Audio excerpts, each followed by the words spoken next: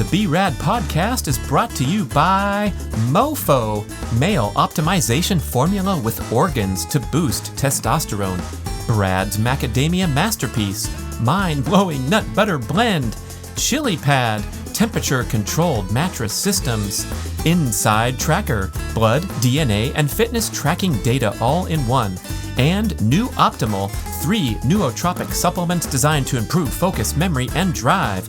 And check out the bradkearns.com shop page, my personal selection of favorite products with great discounts for health, fitness, and peak performance. There's a woman, a nurse at Duke University, who did a similar study just on walking and just how fast you walk. And I don't have the numbers in my head, but for people, elderly people who walked under a certain miles per hour, their mortality rate was through the roof compared to those who walked faster. Lying on a memory foam mattress feels great. Do you want to do squat jumps on it? No, because it's absorbing energy. That's what happens with any kind of padding. It sucks energy. There's a Facebook group, I don't remember which one it is, there's a bunch of them about running shoes, and someone posted a picture of a running shoe from 1970-ish. Flat, thin, light, and almost every comment was someone saying, "Oh my God, I'd get shin splints if I ran in those shoes." Well, how come none of the guys running in those shoes back then got shin splints? Hey listeners, get ready for a fun and lively discussion about the benefits, the wonders of living a barefoot-style lifestyle. I'm talking to Steven Sashen, the founder, CEO of Xero Shoes, Xero. They make a wonderful line of minimalist footwear, but the concept, the picture is so much bigger than putting on some fancy shoes that have a lower heel than usual. And Steven really goes off and gets you excited about this shift in mindset and philosophy to kind of get back to basics and honor the ancestral living approach that we talk about so often with diet and workouts and sleep habits and things like that. And it definitely extends to your choice of footwear and your obligation to reintegrate the foot into your everyday life experience. And it does start with that, just taking off whatever shoes you're wearing and walking around the house and just getting used to the proprioception, the sense and awareness of where you are in space that we've drastically and tragically constrained by throwing casts basically onto our feet for our entire lifestyle. And Steven talks about some step-by-step ideas for you to integrate more barefoot time and get back into the groove of allowing your foot to do the job that it was intended to do. And by doing so, taking the stress off of your knees and your back and ways that we refer pain when we're not good at using our feet. He talks about some of the marketing forces and the history of shoe design and the hype and the misinformation that's out there. A very interesting discussion on these special Nike Vaporfly shoes that everyone is talking about how they improve performance by a significant percentage. There's been some quotes that they make the runner 4% faster. And for this reason, all the world records are going down. And Steven calls BS on that. So you're going to love this guy's style. He's definitely free flowing. You're going to learn a lot about barefoot footwear and just the entire change in philosophy from relying on crutches and supports and braces and instead reawakening the human potential for natural movement. Steven Sashen, here we go. Steven Sashen, I gotcha. And a beautiful background. If you're watching on YouTube, we get to see the incredible display of Xero Shoes. I am a recent enthusiast. I love these pairs, and it's just a wonderful opportunity to talk about your journey into this world and the great footwear that you make, but also the barefoot and the minimalist shoe lifestyle and how things are going along those lines. So here we are with an introduction. I'd love to hear your story. Well, no, I'm going to back up. Enough about me. Let's talk about you. So tell me, I mean, if you're going to, say nice things about my shoes, say more. So we sent you some stuff to play with. And what was your experience? Well, I've been trying to integrate into minimalist shoes for many years and do more and more workouts and more serious stuff in them. So I'm here on a let's see, it'd be 15 years ago, I got my first pair of Vibram 5-finger shoes, and I jogged down the street, and like a lot of people tell this story of their very first time, I was so excited. I jogged a couple miles, and then my calves were sore for several days afterward. And, it was a great awakening to realize that even a fit athletic person my whole life, that I was, not properly adapted to be able to take off running down the street in bare feet. And it was kind of, rather than complain or blame the shoes or file a lawsuit, I was like, you know what? I have to get good at this. I have to get better at this, and realize that, these things have to be brought back into the picture. The bare feet I'm talking about. Yeah. Well, what's so interesting about that, first of all, I like to say calf pain is optional. Many people think it's required, but it's not. And part of what causes it is, suffice it to say, anything we're going to talk about, it's about form, not footwear. It just so happens that footwear informs the form. So I did some research with Dr. Bill Sands, who used to be the head of biomechanics for the U.S. Olympic Committee. He had a human performance lab out at a university in Western Colorado. And one of the things that he showed in his lab that was fascinating is he'd put you on this giant treadmill, like 5 feet wide, 10 feet long, and film you at 500 frames a second from the side and from the back. And he'd have you in your favorite shoes, then barefoot, then every other shoe you had. And for all but the most elite athletes, whatever they put on their feet changed their gait. And they didn't know it. Even barefoot runners. There was a guy who we tested who was, he called himself a barefoot runner, but he spent most of his time in 5 fingers. And when he was barefoot, he had just impeccable form. And then he put on the 5 fingers and started overstriding and heel striking. And here's the kicker. Didn't know he was doing it. And so that's the part for everyone, is like their gait was changing and they were unaware of it. So the other part of calf pain is optional, is that with footwear that's basically stiff, you develop certain patterns of movement that are, frankly, if you get rid of the shoe, you end up overusing your calf, because you're doing what the shoe would normally do for you. Like if it's got kind of a rocker bottom or toe spring, you're acting like you still have that same shoe on your foot, but you don't. And that can cause some calf issues. Or I've also seen people do this where they continue to overstride. So they're landing with their foot too far in front of their body. And they heard that you're supposed to land on the ball of your foot. So they point their toes. And that, putting an eccentric load on the calf and extra strain on the muscles and tendons of the foot as well, and the bones too. And so that's another form issue, that if you don't do either of those things, if you relax more and get your feet underneath you, calf pain is optional. That was a long detour. Sorry about that. Mm-hmm. Mm-hmm. So if we head out the door and start running barefoot on cement, are we going to naturally optimize because of the severe penalty of impact trauma with bare feet on hard surface? You totally nail it. This is exactly what it is. Basically, doing it wrong hurts. Doing it right feels great. You can spot a barefoot runner on the street from 100 yards away because they have this weird look on their face. It's called smiling. It's very common. And people sometimes say, well, we didn't evolve to run on concrete. It's like, you should go to the places where we evolved. Aside from the fact that hard packed mud is as hard as concrete, there's all these other things in it that are really, really horrible that you would never want to run on. Concrete is dreamy. In fact, the best thing, if you want to talk to a barefoot runner and make them just get wistful, mention a freshly painted white line on the side of a road. That thing is awesome, because it's still nice and hard. So you're getting the right feedback, but it's also silky smooth at the same time. It's just delightful. Right. And I've seen Barefoot Ted. You probably know him. He used to do seminars at our weekend retreats. And the very first thing he did was have everyone remove their shoes and start running on a cement path or a street or something around. And people were so reluctant to do it. But what happens is virtually everyone immediately corrects the assortment of form errors that they've developed from wearing the shoes.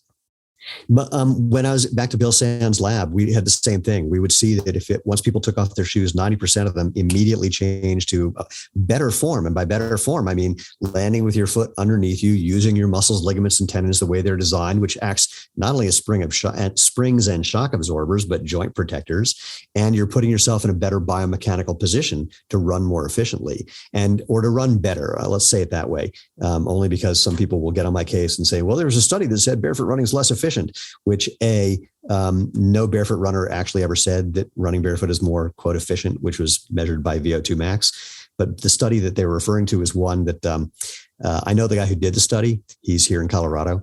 And I said to him, I know, you said you did this study with barefoot runners. I know all the barefoot runners in town. I'm one of them. And neither I nor anyone that I know was in your lab. So I have suspicions about who you studied, and they are not habitual barefoot runners. So, right. And by the way, you're a Nike. Yeah. And you're a Nike sponsored lab. Not saying that means that it's bad research, but it's important to disclose that. Yeah, I mean, and that comes up often in research. We hear about this with the ketogenic diet all the time, where a group of subjects were eating ketogenic diet for 6 weeks, and this and that happened. And it's like, what about the people that have been adapted for 3 years, and then go put them in a lab and study how their body works? Right. And it happens so many times in exercise physiology and athletic studies where, hey, guess what? If you do high intensity every single day, you're going to improve much better than building a base as an endurance athlete. And we'd always snicker and laugh at these studies coming out because they're taking a bunch of college kids that are happy to get $60 to go hammer on the treadmill every day for 6 weeks and show how much their fitness improves. So yeah, taking the context is important. Well, let's start with the simple thing that all of these studies are trying to extrapolate out to all human beings, and that doesn't work. I mean, VO2 max is a really interesting one because there are genetic components to many things that we don't think have genetic components. Your VO2 max and your ability to improve your VO2 max. So, or even strength training. For most people, doing strength training makes them somewhat stronger. For some people, it makes them not at all stronger. And for some people, it makes them weaker because they can't recover. And so backing up to VO2 max, I'm a VO2 max non-responder. I've done like all these VO2 max training things just for fun. I mean, I'm a sprinter, so I don't need it, but I'm always curious. It has no impact on me. And there was a guy, a researcher from the UK who identified, I think, 11 gene markers, 11 SNPs that he says are highly correlated with VO2 max respondability. And there was a documentary out of the UK, and they put this guy through VO2 max training, and he had no impact. And the researcher pulled out an envelope that he sealed before they started the study saying, you're a non-responder. But we don't like to believe that. We don't like to think that we can't be and become anything we want to be. Again, I'm a sprinter. I don't do distance. I can't do distance. I'm just not built for it. I've had people who sell our product in stores say, "Hey, come out for go for a run with us." I go, "Yeah, I don't do that." They go, "No, just like 2 or 3 miles." I went, "Okay, here's the deal. We'll start on the track and you run a 12-second 100 with me, and then we'll go run your couple of miles." They go, I can't do that." I go, "Same thing." That's 40 times longer than your competitive distance or whatever. It's just out of your zone, man. Yeah, those stickers that people have on the back of their cars to say 26.2. Oh yeah. For sprinters, we have one that says 0.2. I ordered a 2.62, just thinking that was funny. I saw a car drive by, and just to kind of stick it back. And it's an interesting side point here. You're going to get me going on a rant because we've glorified these endurance events thanks to powerful marketing forces and marketing dollars, and this this social and cultural message that the ultimate expression of an athlete is to complete an Ironman or a marathon. And it's like, what about really being great at 5 kilometers or running a 400 meters when you're at whatever age group? It's vastly more impressive to me, to someone who's a real athlete who can actually race, whether your race is the 100 or the 400 or the 5K, versus just put a number on and shuffle along and survive through these extremely long duration events that are really only competitive events for the elites. And everyone else is just in survival mode. Well, I think there's an in-between there, because I'll say almost anyone, and I'm going to really emphasize that, can run a 10K or even a marathon.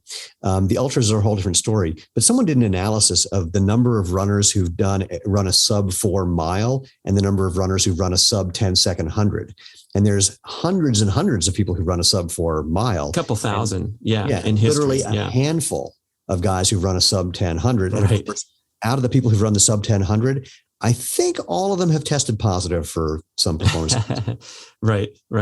There's an interesting guy. I haven't met him. I met his daughter. It's a guy. Oh my gosh. I'm blanking on Dr. Merriweather's first name. He was on the cover of Sports Illustrated in 1971. He has the world record in the 100-yard dash because after he set the world record, they stopped doing 100 yards and started doing meters. So he ran a 9 flat 100 yards in like crappy ass shoes on a cinder track in 1971. And he wasn't even a competitive sprinter. He just liked to sprint while he was in medical school as a way of blowing off steam, entered a race, set a world record. And if you extrapolate, that guy was faster than Usain Bolt, as was Jesse Owens, according to many people. So, the number of people who are that genetically gifted to be that fast is so much smaller than the number of people who have the genetics for, say, a sub 4 mile or a sub 3 marathon, et cetera.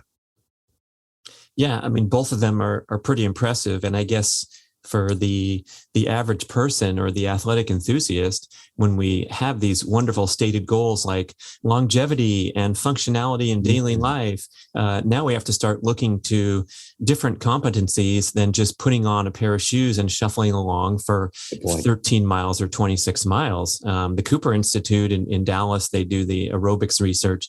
They had some great conclusions of this big study that they did with Texas A&M, where they tested people's time in the mile run at age 50, and it turned out to be an excellent predictor of longevity and disease risk over the ensuing decades. And so miles, I know that's longer than your preferred race distance, but it's a big difference from saying, can you do a marathon or can you do a mile in a decent, they had different time standards, like 8 minutes for males, 9 minutes for females was outstanding at age 50. And then you had a wonderful disease protection factor because of that competency. And if you were slower than 12 minutes for the male or slower than 13 for the female, then you were in the thumbs down category and you were looking at, a bad story if you didn't get your butt in shape. There's a woman, a nurse at Duke University, who did a similar study just on walking and just how fast you walk. And I don't have the numbers in my head, but for elderly people who walked under a certain miles per hour, their mortality rate was through the roof compared to those who walked faster. And to your point, though, it's an interesting thing about running a mile and how that correlates to longevity. It's not lost on me that power athletes like sprinters don't tend to live as long. Is that so? Yeah. I don't know what it is, but it's pretty common. And of course, those who get really, really crazy about it, who are taking a bunch of performance enhancing drugs, et cetera, they tend to live even less long. I haven't done any of those because I'm frankly not fast enough to make it seem tempting. But yeah, it's not uncommon for. Hopefully, I take after my mom, her family, they're relatively long lived. But I'm 59. I figure I've got a good 25 to 30 years left in me before things might get interesting. I think showing any measure of fitness, there's tons of research that, all kinds of different competencies relate really well to longevity. There's the grip strength, which has been highly researched. There's the squat test. There's research from Brazil that your squat competency. There's a famous firefighter study about push-ups. And the firefighters, I believe these guys were around age 40. If you couldn't do 5 push-ups, you were in the highly screwed category, and you were not going to, you were going to have disease coming through in the ensuing decades. And if you could do more than 30 or more than 40, you were in the outstanding category. So it doesn't always have to be, the mile run or whatever. It's just any type of, and preservation of muscle mass is also a big, thumbs up for longevity too. And that can come from, an assortment of different training methods, but even that, I mean, people there's a big genetic correlation for hypertrophy. And some people can build it and some people can't. Some people lose it faster than others. Some people don't need as much. I used to train with a guy. He was 6'5", weighed 195 pounds, skinny as a rail. And we'd go to the gym, we'd get on a Nautilus machine, and he would just use the stack on every machine. The guy was just a monster, and he just looked like the wind would blow him over.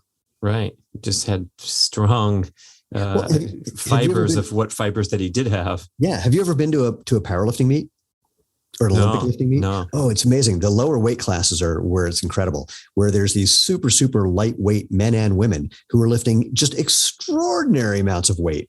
And if you bumped into them in the street, never in a million years would you think they could do that. It's so much fun.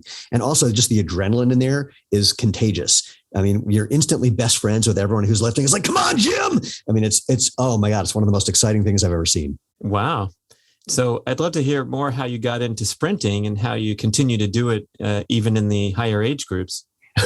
Well, I'll tell you, let's cut to the end of it. I'm now at an age where I'm an inspiration to people in their 20s and 30s, which is really annoying. It's like, I don't want to be an inspiration. I want to beat you.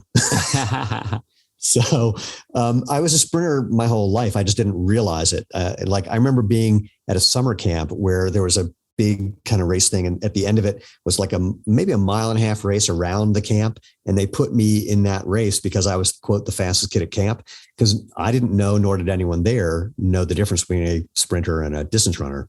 So I got destroyed. But I stopped sprinting when I was 15, 16. Because I was getting injured repeatedly and the coach at my high school didn't understand sprinters really anyway. And I became an All-American gymnast. So I'd been doing that on the side, if you will, or in parallel. And I decided to focus on gymnastics. And I didn't start sprinting again until I was 45, when a friend of mine came into brunch and said he had just won a 5K. And I went, that sounds cool. But I mean, I was always a fast guy. I never was a distance guy. He goes, well, there's a whole masters track and field circuit, right? They do all the events, including the 100. It's like, what? I had no idea. So I hooked up with a local coach in Boulder and started racing again. And for the first and this is when I was 45, so 14 years ago. And for the first 2 years, I was getting injured pretty much constantly. And then at the 2-year mark, I got diagnosed with having essentially a broken spine. So that put some things in context and changed the way I was training. But I also at that time did two things. I got out of my shoes and started training barefoot. And my first barefoot run was so fascinating, just experimenting with my gait, feeling the different ways I could move my legs and my feet, and running faster, running slower, moving my legs faster or slower without running faster or slower, that at the end of this run, someone had a GPS watch on. I said, how far was that? She goes, that was a little over 5K. I was like, sorry, what? I mean, I could have kept going. It's just, we were as a group and decided to stop. And that blew me away. I also ended up with a big blister on the ball of my left foot. And unlike many people that I've discovered who would say, oh, see, this is complete crap, I got a blister, my thought was, how come my right foot's okay? What's my right foot doing correctly that my left foot isn't doing? And on my second barefoot run, where I had this gaping hole in the ball of my foot still, I thought, if I can find a way to run that isn't hurting that, I'm probably not doing the thing that caused it. So I gave myself 10 minutes, and that was the goal. Like, let's just try it for 10 minutes. And if I can't figure it out, maybe try again later. And after 9 minutes and 30 seconds of agony, it just changed. And basically what changed is I stopped overstriding and plantar flexing. I put my feet underneath me. I engaged my core. So I was more like a taut spring than just kind of too relaxed. I had my hips over my feet, my shoulders over my hips, my head over my shoulders. Just literally in one stride, it all got better. It became lighter, easier, faster, more fun. And then that stuck with me. And my injuries went away, became a Masters All-American. And that's the gist of it. And to cut to the Xero Shoes story, that natural movement, that barefoot experience was so profound. I wanted it all the time. And I didn't want to have to argue with people about whether it was legal to get into a restaurant in bare feet, or, get hassled at Whole Foods where they get mad if you're in bare feet, but it's okay if you're breastfeeding your dog. So I started making sandals based on this 10,000-year-old idea. And I made some for me and for my wife and for some other barefoot runners. And they told 2 friends and they told 2 friends. And then this guy named Michael Sandler, who was coaching barefoot running, said, I got a contract to write a book. And if you treated this sandal making hobby like a business, I could put you in the book, just, build a website or something. So I rushed home, pitched this incredible opportunity to my wife, who told me I had my head completely up my butt and it was a horrible idea that would be a waste of time and wouldn't make any money. And so I promised her I wouldn't do it. And then after she went to bed, I built a website. and that was just shy of 12 years ago. And now here we are with 57 employees, and we've sold over 1 million pairs of shoes. And and the whole idea with what we do is to give people as much of that natural movement experience, and we can dive more into that if you like, but still have something that's giving you some protection, some style, and maybe some performance things you need, like a luggier sole for trails or more insulation for the winter, et cetera. Yeah, I think that's a nice description where we can all agree that being actually barefoot is the gold standard, and you're going to get the most benefits and all that. But of course, it's extremely difficult to facilitate that, except for in rare circumstances where you have the perfect situation. And You'd be surprised. You'd be surprised. I mean, I spent my first 9, after I got hip to this, I think the first 9 Colorado winters, I was either barefoot or in a super thin sandal. And I spend most of my time in bare feet because it's fun and comfortable, and I'm also lazy. And in fact, so I've been doing this for a long time. 2 days ago, I had the best experience ever. I'm leaving a grocery store, bare feet, Xero Shoes t-shirt. And these 2 women who I walked by, one of them got literally just sort of blurts out loud, not to anyone in particular. She goes, "That's so ironic. He's wearing a shirt that says shoes and he's not wearing shoes." Or I was in Costco, and when I do wear shoes, I wear mismatched colors so people notice. And I'm at the line for the pharmacist at Costco, and the guy behind me says, "Hey, your shoes don't match." And the pharmacist says, "He's wearing shoes?" Oh boy, you're just turning heads everywhere you go. Yeah, something like that.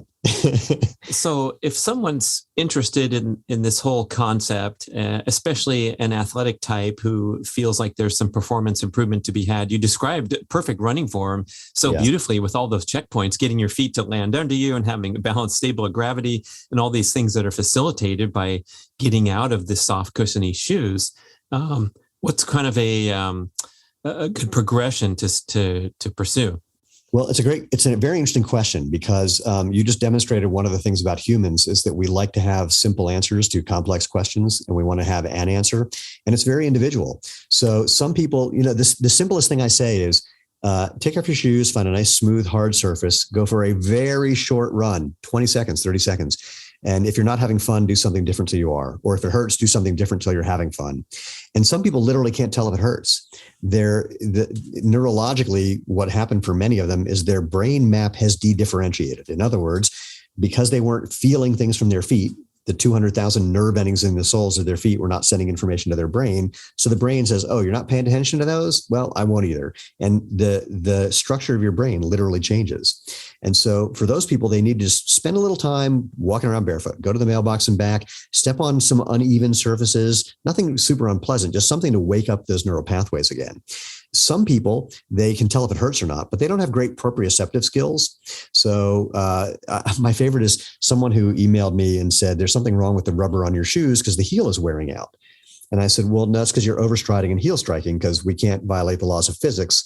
What you're showing me is the result of friction and abrasion." And so he goes, "Yeah, but I don't do that." I go, "Well, send me a video." So he sends me a video. And at first the video didn't play, but I could hear the audio and I could hear. That's all you need. Yeah. Land slap, land slap, land slap. And finally we got the video on. And it took me 20 minutes of showing him frame by frame, drawing lines on the screen that he was overstriding and heel striking. And the next thing he said to me was my favorite line ever. He goes, "Again, but I don't do that."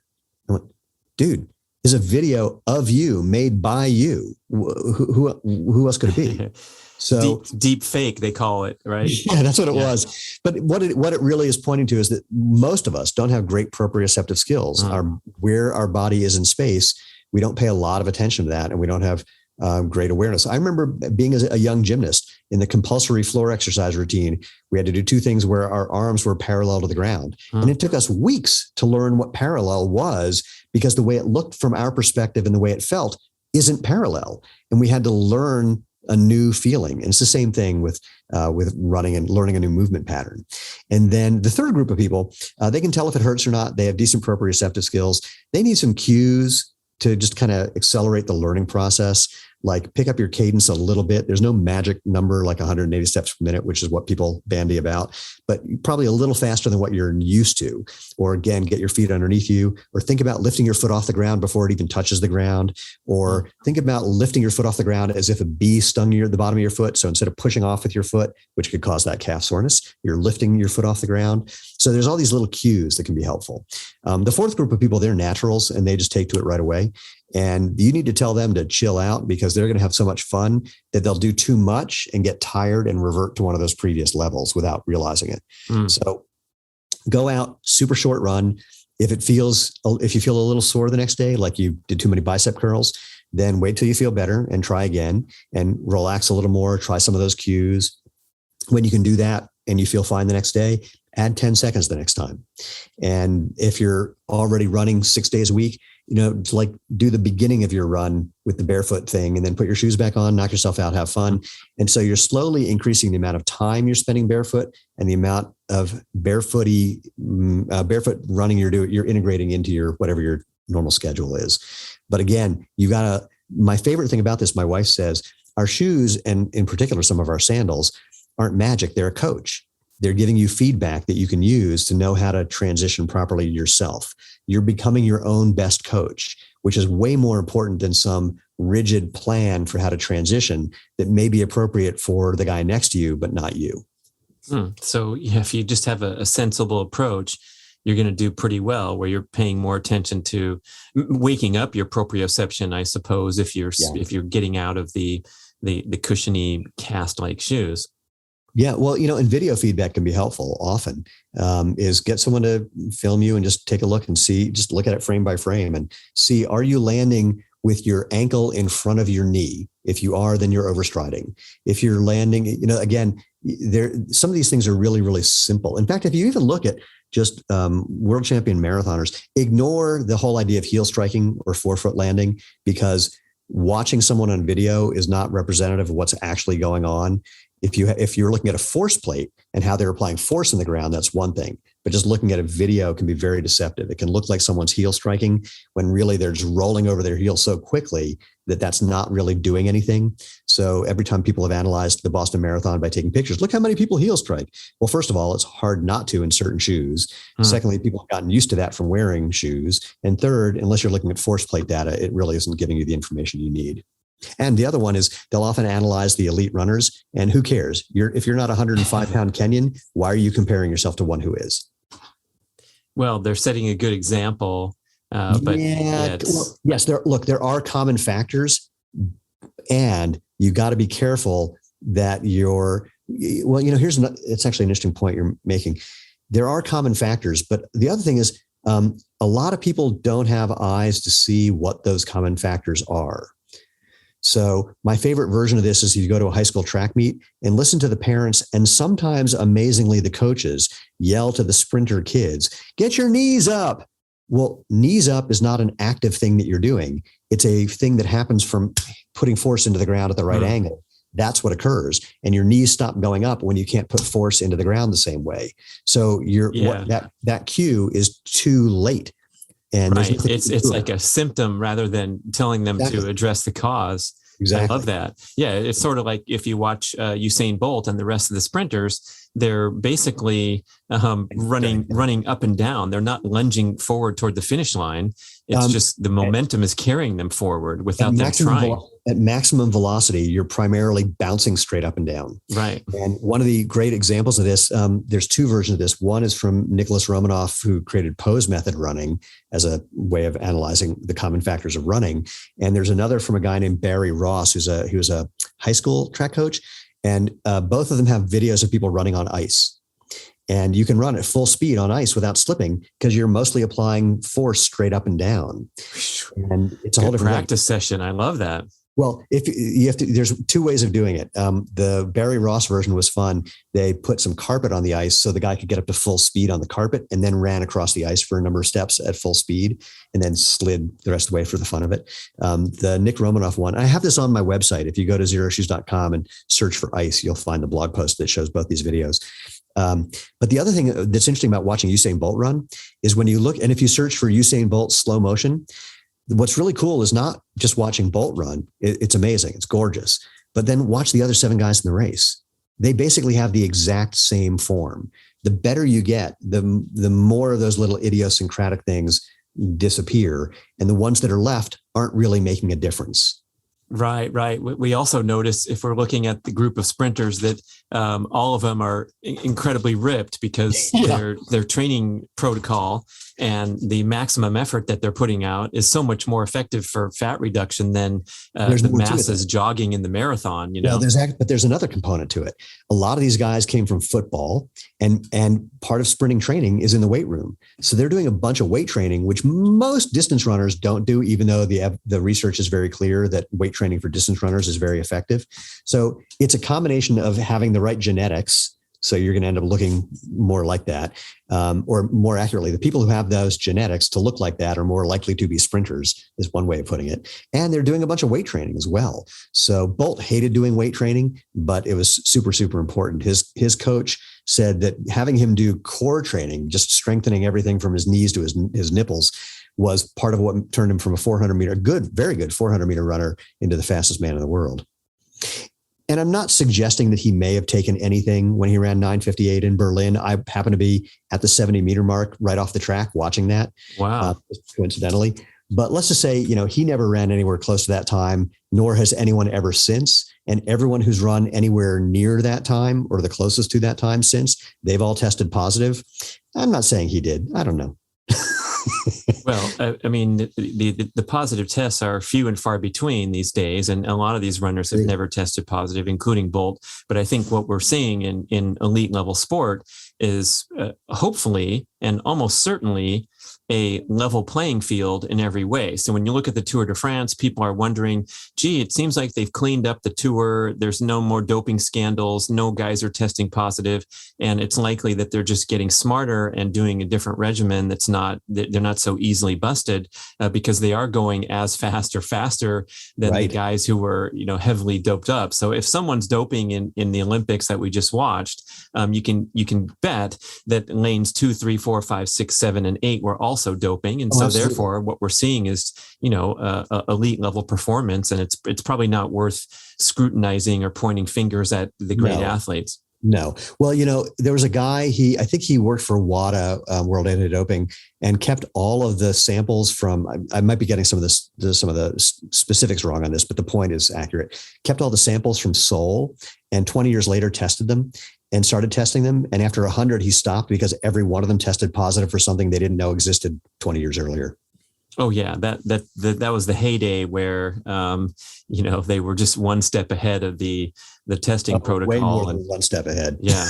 Yeah. So that was a little bit of an aside, but back to the the adapting into more barefoot experience. And you talk about taking the shoes off, doing these really brief runs, getting the feel of it, figuring out which category you're in. But I'm also thinking that the footwear and the whole industry, you can maybe talk about the growth there, because if we can spend more time outside of these crazy constrictive heel elevated shoes that cause so many problems and get more trade in for a more minimalist experience, that's where I think the potential is to really progress all day long, even though Absolutely. You're not doing a workout.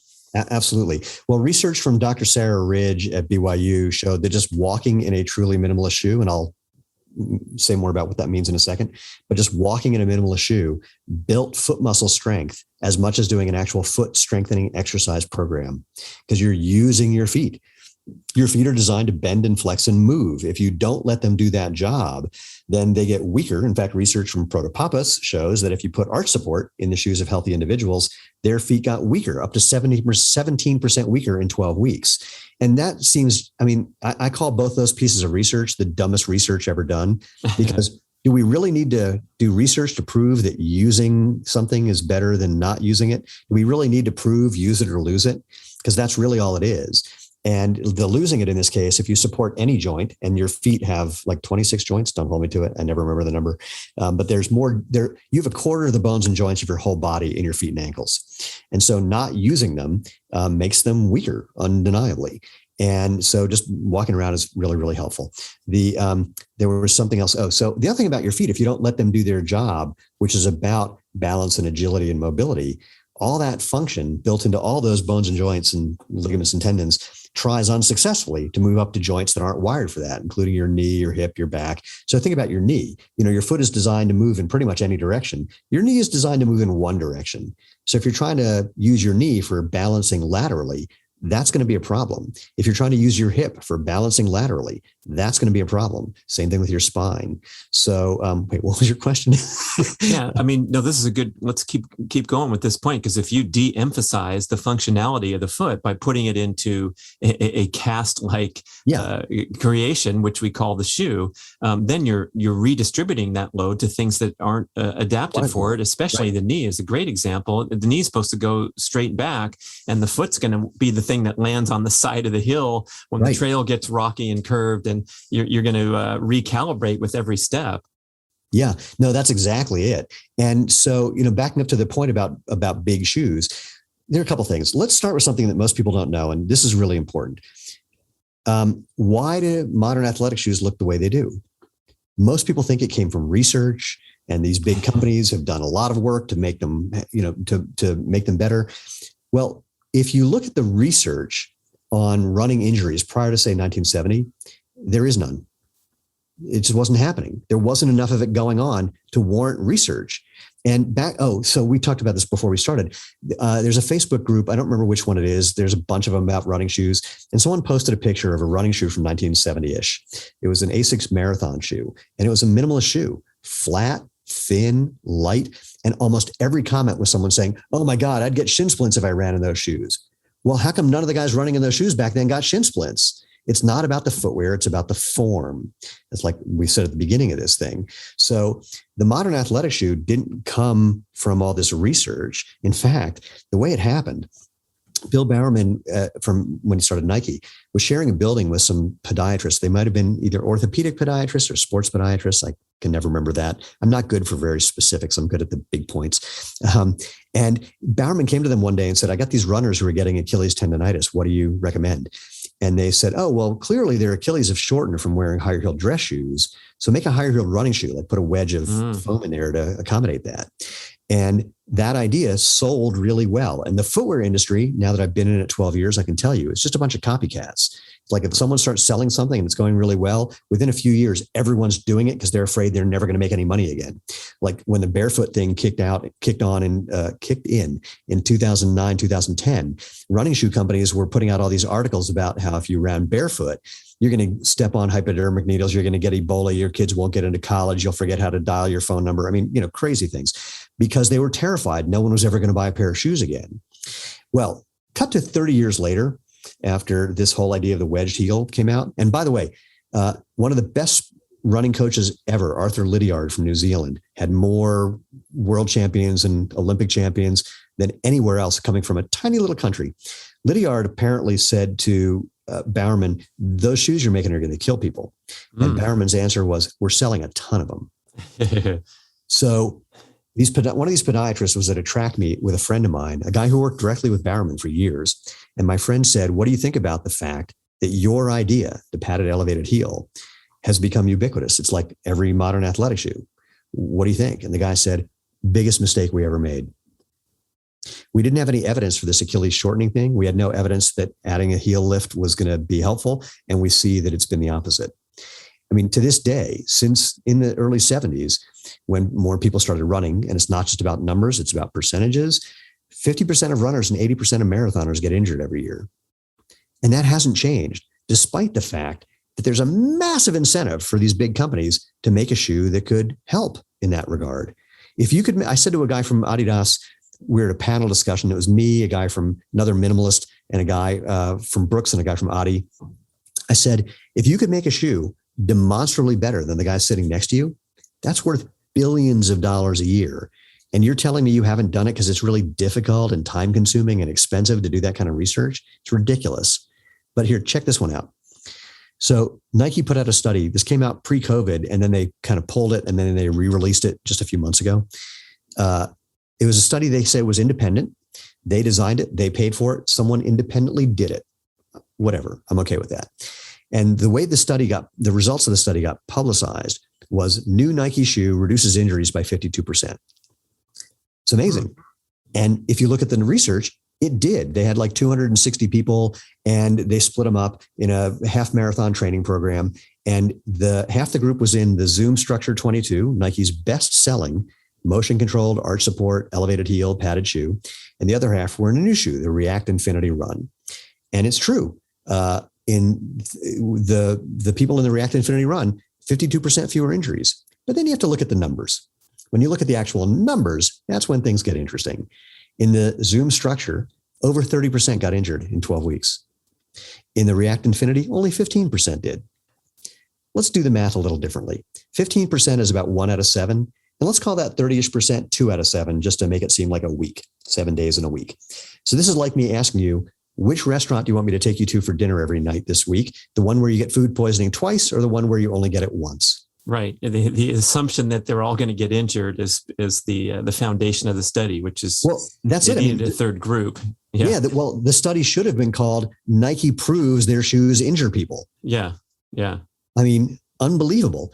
And this is touted as like amazing news. Now, the question no one ever asked that I saw in any of the write-ups about this is, well, if that shoe's so much better, why are you still making that other piece of crap? Why haven't you integrated the features of this new shoe into all your shoes? And the irony is what they said they did in the new shoe was get rid of many of the protective features. So now the interesting thing there is what they made is what Dr. Irene Davis from Harvard would call a partial minimalist shoe, or probably not even that good. Yeah. But basically the idea of getting rid of some of those protective features, but not enough of them to engender the feedback that you get that leads to the form changes that we've talked about for proper running form. Yeah, it seems like with the Nike Free project, which is now probably 10 years old, that they were kind of heading down that path and touting all this research and bringing these shoes to the elite athletes who consulted on the development of them. If you're not familiar with the Nike Free, everyone, it's the really flexible sole. It still had a lot of padding and an elevated heel, but it was kind of giving an ode to the minimalist shoes that were also coming out. No, it's the other way around. Yeah, it was that shoe was developed after they saw all the Stanford running, the people in the Stanford running program. They did a lot of barefoot training. Mm-hmm. So they went, okay, let's try to see what we can do to give people a barefoot-like experience. So the sole is more flexible than anything that existed at the time, not even close to what we do. And I remember getting a pair and being amazed at how that articulated sole, you could feel more things. But then to your point, still elevated heel, still a lot of cushioning, still a big flare in the sole. And that flare changes your biomechanics in ways that are problematic. But that was the shoe that actually kind of kicked off the natural footwear movement, but never went anywhere close to far enough. Right. They were just tiptoeing in that direction. And I would assume maybe the spreadsheet and the revenue from the giant padded shoe where consumers are demanding more and more cushiony stuff. Now I'm not too familiar with them, but these super ultra padded shoes are becoming popular, kind of the opposite. And maybe you should give a little comment on that. What's that deal all about? And what are these people who are feeling like these are great? What are they experiencing that's making it right? Well, I'm going to take a weird tack on this one. If you go to other countries, it's not the same. You go to Asia, even Hoka, which is the company that really pioneered the ultra thick shoe. If you go to Asia, the Hoka shoes are more normal. It's like their T-shirts. If you go get an extra large shirt when you're shopping in Japan, you're trying on an American medium. No joke. I mean, it's yeah. That's true. So, and in Europe, for example, it's not catching on the same way either, because Europe, they have a longer tradition of understanding the value of natural movement. So it's a whole different game. So this is an American phenomenon. But the simplest answer I can give for why they became popular is it's a simple story. It's like, well, cushioning feels good when you sit on a chair or lie on a bed, or even if you put your foot in a shoe and just stand on it, cushioning is good. So why wouldn't more cushioning be better? It just makes sense seemingly logically, except for the fact that what you're saying is now you're again eliminating the feedback that you could possibly get from the ground that would help you move efficiently. And the higher you get, the tippier you get, the worse your balance is. So that's a problem. This is totally anecdotal. I know many, many runners who never had an injury in their life and who have injuries from wearing those big, thick shoes, not running injuries, trip and fall injuries, like breaking wrist. That's not very controversial, Steven. That's just straight up, man. You're tripping and falling. No offense to anyone arguing the merits of the different kind of shoes, but if you fall, you fall. I mean, that's a bad deal. Yeah, and but here's the part that again has no impact on people's thinking usually, because it's called data and research and facts, which don't really impact people if they believe something, but I'll say it anyway. Dr. Christine Pollard and a number of other people have researched the highly padded shoes. And they researched because they assumed that the padding was good and more padding and better padding would be better. And what they found is that no padding is better. Let me say that differently. There's no amount of padding that's better than some other amount of padding. There's no type of padding that's better than some other type of padding. Whatever the padding is, it does not reduce impact forces. And whatever the padding is, does not increase the amount of sensation that you get that allows you to have better form. So that comfort that you feel when you just get your feet in a shoe, like lying, look, here's the simple thing. Lying in a memory foam mattress feels great. Do you want to do squat jumps on it? No, because it's absorbing energy. That's what happens with any kind of padding. It sucks energy. Shoe companies were brilliant. They call it energy return. And they go, hey, there's more energy return in this. But there's no such thing as energy return. In fact, there's a video on YouTube from a guy from Adidas. And by the way, I say it that way because I'm special. It's actually because that's how they say it in Europe. Because that's the guy's name. The guy's name. Adi Dassler, right? But yes, but it makes me seem pretentious when I say it in America. So be it. But anyway, there's a video of an engineer from Adi saying there's no such thing as energy return. I mean, he admits it straight out, and there's not. Now, here's what's really funny using Adi. This is a video about their Boost foam, their incredible foam. And one of the ways they demonstrated how good the foam was they took like a 2-pound steel ball and they bounce it off of cement and it barely bounces. They bounce it off of some, quote, other company's foam and it bounces a couple of times, but not very much. Then they bounce it off the Boost foam and it bounces more. And it's true, it does bounce more. But if you go to the Exploratorium Museum in San Francisco, they have an exhibit where they have a steel ball that you can drop through a plexiglass plate that has a hole in it. And what it's bouncing off of is a steel plate with concrete underneath it. The first bounce of the ball, it hits the plexiglass thing you just dropped it through. And then it bounces 250 times more. It's because people misunderstand the word elastic from a physics perspective.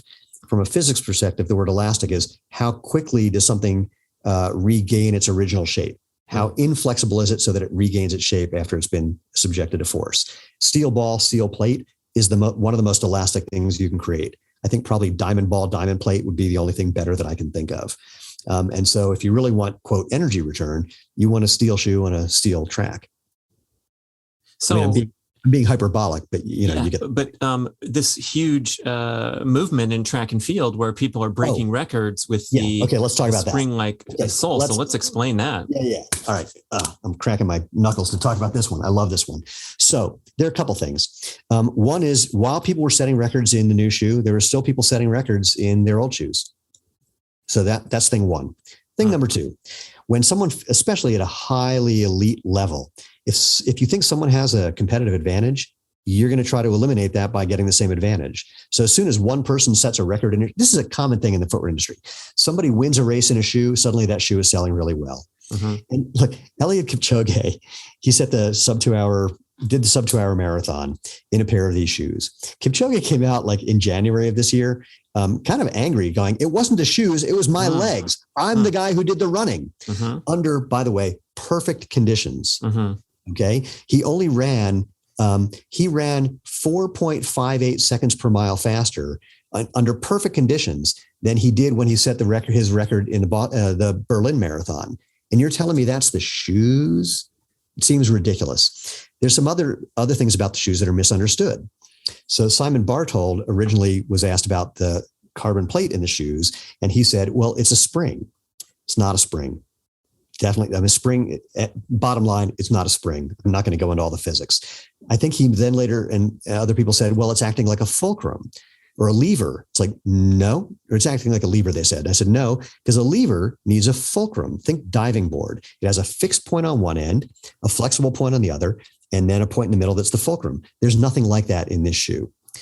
Now, some people said, oh, well, that thing, it helps you. It acts like a spring because of how you roll over the shape of the sole. Well, then you watch Kipchoge and the runners that were pacing him in the first maybe half of that sub 2 hour marathon. They were all forefoot landing. They never touched the back of the shoe. They only touched the back of the shoe when they got tired towards the end. So what's it doing? Then again, the foam sucks energy. But here's the part. So there's one other component. Some people will argue, and I don't take this position, but some people will argue that when Roger Bannister ran this first sub 4 mile, what that did was it gave people the understanding that psychologically this is possible, and then suddenly everyone's doing it. Mm-hmm. Well, if that's the case, then suddenly one person running faster in a shoe tells everyone it's possible to run faster, and they would run faster just like that guy, the same way Bannister did. Now, I would argue that that's misrepresenting reality, that there was a lot of guys who were on the verge of running a sub 4 mile, and Bannister just happened to be the first one, and the others just did it right afterwards, and they would have done it if he hadn't. Yeah. But there is a significant placebo effect in running, especially distance running. Tim Noakes from South Africa talks about a thing he calls the central governor theory, where your brain is basically paying attention to your body to tell you when to stop doing something because it thinks it's going to get you injured. And part of the thing that elite runners do is learn to ignore the central governor or reframe the information they're getting instead of feeling like, oh, I should stop. It's like, that's a good thing. I need to push harder. Mm-hmm. And so I would argue that there's a placebo effect as well. Wow. Last but not least, there's a guy named Dr. Jeffrey Gray. He has a footwear research company called Helux, Heeluxe. And he had a really interesting theory that I like. And no one's tested this, and it would be pretty easy to test. The shoes are really tall. They're very high, and they're very light. By the way, wait, I'm going to pause for a sec. I ran in a pair. Walking around in them, it feels interesting. It feels like there's a little springy thing going on. Like as your heel lifts off the ground, you feel something kind of tapping the back of your heel because the shoe responds in a slightly different way. Uh-huh. But it's not doing anything at that point. It's not actually providing any impact. Your foot's already off, leaving the ground. All the force is leaving. You look on a force plate, the force is disappearing. That doesn't do anything. I mean, you could see this. You could see if it was acting like a spring, you could see that in force plate data. No one's ever provided force plate data showing that's true. So anyway, Jeffrey has this really cool theory. The shoes are super tall and they're really, really lightweight. They don't last very long as a result. They wear out in 100 miles or less sometimes, but they're really tall. For $250, you get 100 miles in. Yeah. Tops. Yeah. So his theory is very tall, very lightweight. The lightweight means they're not interfering with your gait. In fact, they may let your gait be a little faster because they weigh less than what you were wearing before. So your leg can move faster. So you have this, at least the same gait that you would have in a different shoe, but you've become artificially taller. So if your gait doesn't change, if your cadence doesn't change, the number of steps per minute doesn't change, but you're suddenly taller, your stride length could be maybe an inch longer, 2 inches longer. And over the course of a marathon, that could be a big difference. So his theory is just the extra height and the lack of weight is making people run a little faster, if in fact that's what's making it happen. Wow. It's so interesting how we've been indoctrinated by the media and by the athletes and just by a complete assumption that these things are providing a 3% advantage or whatever reported advantage is. So pause right there. I love that you just did that because what you just gave is the example of exactly what you were just saying.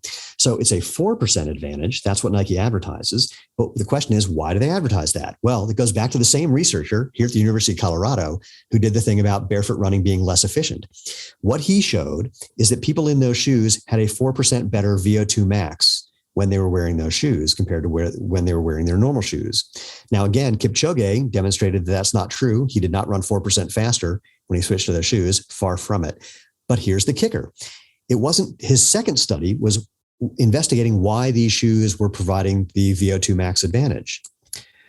Well, he didn't come up with an answer. And at the end of the study, or the end of the report on the study, he did concede something that he hadn't conceded before, which is VO2 max does not equate to performance. I mean, there's a correlation at a certain level, but if it was just about VO2 max, we wouldn't run the race. We'd have everyone line up at the starting line. We'd test their VO2 max and we'd give out medals. So, but the way that VO2 max improvement has been translated by the companies making these products, particularly Nike, and in the zeitgeist and the way people think, is they make you 4% faster. No research ever said that. Zero, none. But that's how it got marketed. And boy, if you're an elite athlete, and we've seen how athletes can push each other, the famous women 400 meter hurdle runners, Muhammad and McLaughlin, destroying the world record on account of both of them were out there with potential to break the world record. And it's been a great show, but you can see how much that psychological impact can come in here. And the runners probably all believe that they need to get their hands on these magical spikes or flats, and then they'll go and set a new record. And that comes true. It's the manifesting of it. Well, let's talk about two things that related to what you just said. One thing I say about sprinters in particular, but it's true of most runners, no one sets personal bests or world records in training. It's only in competition. And there's like a whole different thing going on. And when I say whole different thing, like I can train as hard as I want today, and maybe I'll be a little sore tomorrow. If I race today, I'm sore for 3 or 4 days. And my training volume is 10 times my racing volume. My racing volume, I warm up for 20 minutes. I run for 13 seconds. I'm done. And I am toast. My training volume is I do that 10 times. Yeah. So, but there's another version, something you reminded me of. I'm backing up to my gymnast days. We used to do a thing at gymnastics camp called Psych Tumbling. And everyone would line up and we start with the simplest move you can do, cartwheel. Everyone does a cartwheel. If you can't do the move, you're out. And if you can do the move, you go on to the next thing. So cartwheel, then round off. And if you can't do it, you're out. If you stay, and what ends up happening for everyone doing psych tumbling is you end up throwing moves that you've never even thought of trying before, and you do them because there's just this thing going on in the room where your brain goes, screw it, I'm in. Let's just give it a whirl. And what's going to happen? And you end up discovering that you can do all these things that you never thought you could do before. It's all in your head. Wow, we should have got Simone to play that game in between the days of the Olympics when she started to go south. No, I will also stand up for her as someone who had a couple of instances where I got lost in the middle of a move, and literally the thought I had was, crap, this is how I'm going to die. And when you're in that phase where I had it happen to me, where I was doing twisting backflips and then lost the ability to do it. Just like it just was gone. And it is terrifying. People who are criticizing her don't have any way of appreciating what it's like when you're 10 feet in the air and you suddenly realize you could be dead in the next second. I did a move when I was in high school. I asked my coach about it years later. I said, why didn't you tell me that the year I did that move, there were 3 guys who died trying it? And he said, because I knew you could do it. Oof. And that gave me a little bit of a pause. I mean, he was right, but it's still, and he was one of the great, and still is one of the greatest gymnastics coaches in history. But, if I had known that 3 people had died doing that move, I would have never done it. Even if I could have, even if I knew I could be better than them, it would have terrified me too much. And you don't want to be terrified when you're competing. Yeah, you got to get that head out of the way and just let it flow, let the intuition bring it out. And sometimes, it's, I don't care who you are. Sometimes, golfers talk about having the yips. It's the same idea. It's like, I don't care how high you are in your game. Sometimes it just falls apart for reasons that no one's been able to identify. They probably need some rest time, if nothing else. If nothing else, probably. Yeah. So I guess we better try to wrap up this free-flowing discussion. It was so fascinating. But back to the shoes, it seems to me one thing kind of stuck with me when you were talking quickly, but you said something about the arch supports. And of course, they're going to make us weaker. But if we just pause on that for a moment, I think a lot of us, it requires a huge change in philosophy to kind of get back to our basics, the ancestral living, all the things that we promote. But, we're stuck in kind of these disparate mentalities where we're going to reach for a prescription drug to take it to feel better immediately because our lower back is sore, versus we're going to do, some unwinding and some digging to discover the cause. And it seems like the same thing when you're contemplating a shoe purchase and you see this giant padded shoe, you put it on, you run down the street, it feels great and cushy and soft. Or you think, gee, how is my foot designed to work? And how can I, more facilitate a true human experience and reaching my athletic potential and not getting injured and all those things? Which is better for you, a bag of Cheetos or a piece of cheese? Right. Really, it's the same analogy. It's like natural movement is the obvious, better, healthy choice, the same way natural food is. The research is unequivocal. Dr. Isabel Sacco in Brazil took a bunch of elderly women, put them in minimalist shoes. Their knee osteoarthritis went away because they weren't putting force into the joint by overstriding and heel striking. And because your body is designed to do it. Anyway, we can dive into that. We don't have time, but suffice it to say, it does take a, let's call it a bit of intellectual courage to recognize that we have been sold a bill of goods for the last 50 years by companies who are promising instant solutions. And ironically, the instant solution is the one that we had before they started telling us that story. You go to places where they don't have footwear and they don't have these problems that people are getting treated for. Again, back to Dr. Irene Davis from Harvard. She said to me at one point, if we just got kids wearing minimalist shoes like yours, in 20 years, we wouldn't be treating adults for the billions of dollars of problems they're trying to get cures for now, because they wouldn't develop these habits. If you want to see something, and we've all seen this, go watch little kids run. Again, they're smiling. They have amazing form. They have just the right amount of lean. They put their feet underneath them. They're having a good time. They stop when they're tired. They start again a second later when they're ready to go again. And then you watch what happens when they start putting on big, thick shoes, and it all changes. And sitting around all day in school and playing with video games. I've read where the ideal natural runner is like 5 years old, and that equates with kindergarten. And then when you get to first grade, you start to get more academic, and they lose it, and they're developing all these kind of movement patterns that are leading to dysfunction over the years. If you just, to your point, I said this at that panel discussion. It was at the American College of Sports Medicine that I mentioned earlier. I said to the guys from Brooks and Adidas, I said, look, the more you understand about feet, the more you look into how feet are supposed to work, what they do, bend, flex, move, and feel, the more you look at the research on natural movement, because there's quite a bit of it, it becomes impossible to conclude anything other than the design of the modern athletic shoe is just fundamentally wrong. And next on the panel, let's hand the mic over to the representative from Brooks to answer Steven's comment. So there's a long pause, and the guy from Audi says, yeah, but not everyone's going to switch to your shoes right away. It's like, wow, answer. That's the best you got? Right. Well, yeah, they're not, because you've convinced people that they need your product and they haven't had the experience of doing something natural. And all I can say is, anecdotes do not equal data, but we've got almost 40,000 reviews on our website from people saying, oh my God, these are so comfortable. Oh my God, they changed my life. Oh my God, et cetera. And you don't see that from Nike and Brooks and Reebok. And, we have the number of people who own more than 10 pairs of Xero shoes is very high. You don't hear that from people who aren't collectors. You don't hear that from people who are, who are looking for something to wear all day, every day. So it's just a whole different game. Once you get used to doing what's natural, you can't go back. I mean, my wife said it. She goes, I hate that we own this company. I said, why? This is years ago.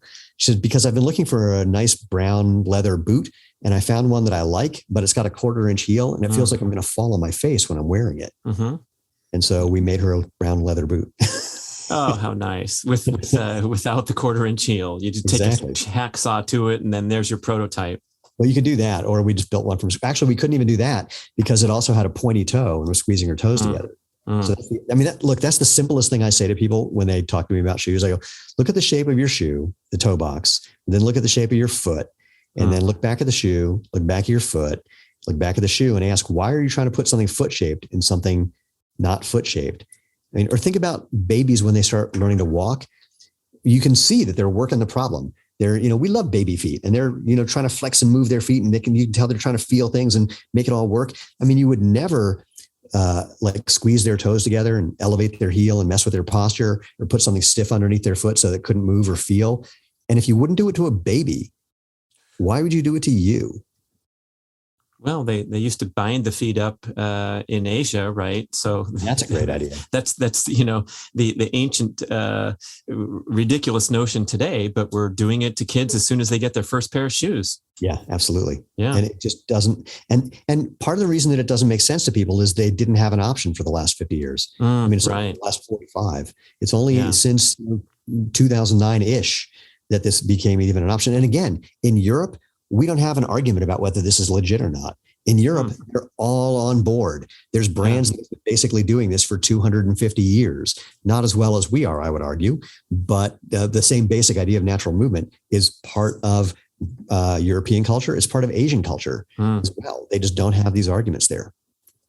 Steven Sashen killing it today. So fascinating. I think we have to be convinced at this point to at least grab a pair of shoes and try them out and integrate them at a rate that you're interested in. Easier. Just take off what you're wearing now. Walk around barefoot first. See if that's enjoyable. And if it's not, if you can't do it, it's only because you haven't let your feet do what's natural for a while. Give yourself little doses. Do a couple little foot exercises. Look up foot strengthening on YouTube. And then, because you take your arm out of a cast, you can't start throwing baseballs right away. It takes 8 weeks so you have some strength again. So, do a little strengthening. And then if you feel like you want to try it, that's why we're here. Good stuff. How do we connect further? Can we join you on social media, website, any plugs to give right now? Surprisingly, yes. So Xero Shoes is xeroshoes.com. If you type in Xero with a Z by accident, you'll still get to us. And then we are at Xero Shoes or /Xero Shoes everywhere you can @ or /. Fun stuff, everybody. I'm enjoying my pairs. Go check it out. Thank you for taking the time to walk us through all that, Steven. Oh, pleasure, Brad. Thank you for listening to the show. I love sharing the experience with you and greatly appreciate your support. Please email podcast@bradventures.com with feedback, suggestions, and questions for the Q&A shows. Subscribe to our email list at bradkearns.com for a weekly blast about the published episodes and a wonderful bi-monthly newsletter edition with informative articles and practical tips for all aspects of healthy living. You can also download several awesome free ebooks when you subscribe to the email list.